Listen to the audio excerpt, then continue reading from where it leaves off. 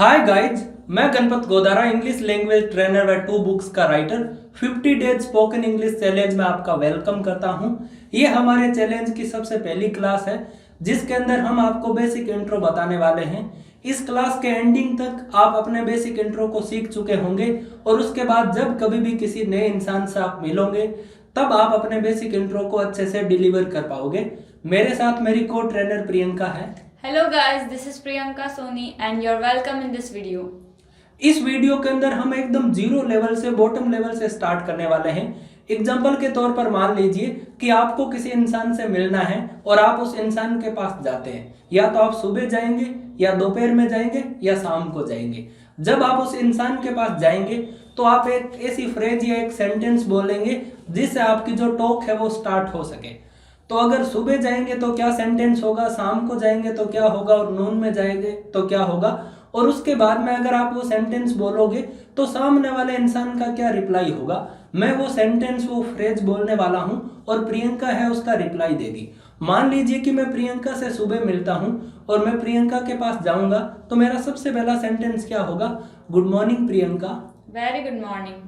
Okay. अगर मैं दोपहर में प्रियंका से मिलूं तो मैं प्रियंका को क्या बोलूंगा? या तो बोलूंगा गुड नून या गुड आफ्टरनून। एग्जाम्पल के तौर पर मान लीजिए कि मैं प्रियंका से मिलता हूं तो मैं प्रियंका को बोलूंगा good afternoon Priyanka. Very good afternoon.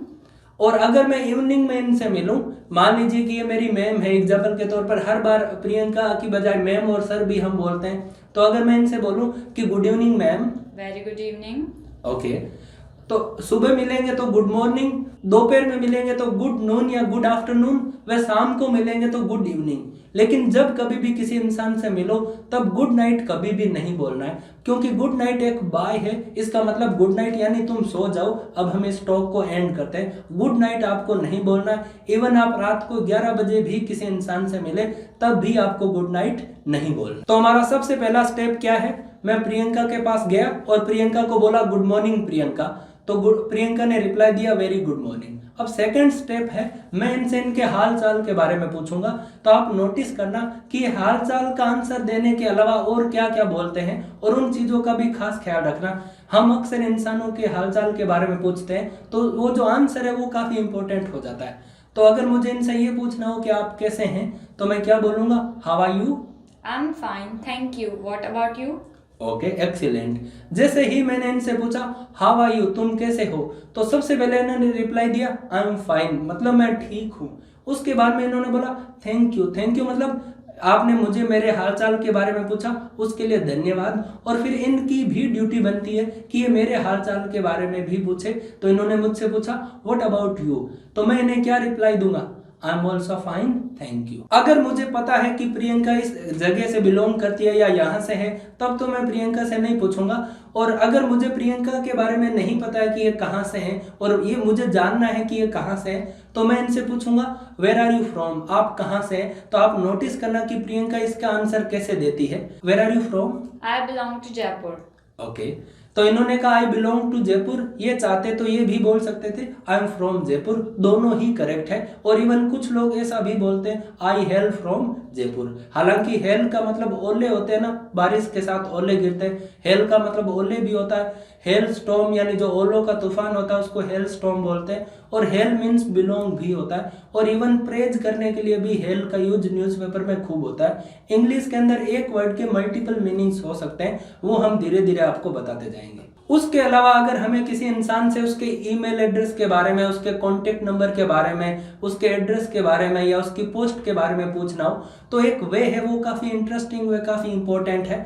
अगर मान लीजिए कि मुझे प्रियंका से इनका नाम ही पूछना है और मुझे इनका नाम नहीं पता है और किसी भी इंसान से हम नाम पूछते हैं तो मोस्टली लोग यूज करते हैं व्हाट इज योर नेम, तुम्हारा नाम क्या है। व्हाट इज योर नेम ठीक है, ग्रामेटिकली ये करेक्ट है, इवन आप अपना मैसेज भी कन्वे कर पा रहे हैं। लेकिन व्हाट इज योर नेम है वो काफी बोसी लगता है। ऐसा लगता है कि आप काफी सुपीरियर है और जो सामने आपके इंसान है उसको आप रिस्पेक्ट नहीं दे रहे। उसकी बजाय एक ऐसा वे है, एक सेंटेंस है, उस आप एक सेंटेंस को याद कीजिए और उस एक सेंटेंस को अपनी डे टू डे लाइफ में यूज कीजिए। आप देखिए कि वो सेंटेंस इतना ब्यूटीफुल और इतना अट्रैक्टिव है, जैसे ही आप वो सेंटेंस बोलेंगे तो सामने वाले इंसान का जो अटेंशन है वो कंप्लीटली आप पर ही हो जाएगा। एग्जाम्पल के तौर पर मुझे इनसे इनका नाम पूछना हो तो पहला वे है व्हाट इज योर नेम, और सेकेंड वे ब्यूटीफुल वे है may I know your name. My name is Priyanka Soni. मान लीजिए कि मैं व प्रियंका दोनों एक कंपनी में काम करते हैं और मुझे प्रियंका को कोई फाइल सेंड करनी है, उसके लिए इनके ईमेल एड्रेस की नीड है। मैं इनके पास जाता हूं। एक ऑप्शन तो मेरे पास ये है what is your email address, जो कि ग्रामेटिकली करेक्ट है कि आपका ईमेल एड्रेस क्या है। उसकी बजाय अगर मैं इनको ये कहूं कि may I know your email address, तो ये काफी पोलाइट है, काफी अच्छा है। तो मैं इनसे पूछता हूं और आप ऑब्जर्व करना कि इनका रिप्लाई क्या है, क्योंकि अगर कोई इंसान आपसे पूछे तो आप उसी वे में रिप्लाई करना, या आप किसी से पूछे तो वो उसी वे में रिप्लाई करे। May I know your email address? My email address is priyanka123@gmail.com. Okay, तो इस प्रकार कुछ भी आपको किसी इंसान से पूछना हो तब आप मे आई नो और उसके बाद में जो भी पूछना हो वो आप यूज कर सकते हैं, जो कि एक काफी अट्रैक्टिव वे, बेटर वे है। अगर मुझे इनकी डेजिग्नेशन के बारे में पूछना हो, इनकी पोस्ट के बारे में पूछना हो, पोस्ट को डेजिग्नेशन भी बोलते हैं। May I know your post? I am at the post of clerk at this office. Okay, अब मैं आपको पोस्ट से रिलेटेड कुछ वर्ड्स भी करवा देता हूं। एक वर्ड होता है एम्प्लॉय। एम्प्लॉय मीन्स होता है काम पर रखना या रोजगार पर रखना। एम्प्लॉय से वर्ड बना है एम्प्लॉय। एम्प्लॉय मीन्स होता है कर्मचारी। एम्प्लॉय से वर्ड बना है एम्प्लॉयर। एम्प्लॉयर यानी जो कर्मचारियों को नौकरी पर रखता है, यानी बॉस या नौकरी देने वाला। एम्प्लॉयमेंट, एम्प्लॉयमेंट मीन्स होता है रोजगार। अनएम्प्लॉयमेंट, अनएम्प्लॉयमेंट मीन्स होता है बेरोजगारी। नौकरी पर रखना या किसी भी चीज को किराए पर रखने के लिए, किराए पर लेने के लिए हायर का यूज करते हैं, HIRE। हायर यानी या तो नौकरी पर रखना या कोई चीज किराए पर लेना। और फायर का मतलब ऐसे आग भी होता है, फायर यानी गोली चलाना भी होता है, और फायर का मतलब नौकरी से निकालना भी होता है।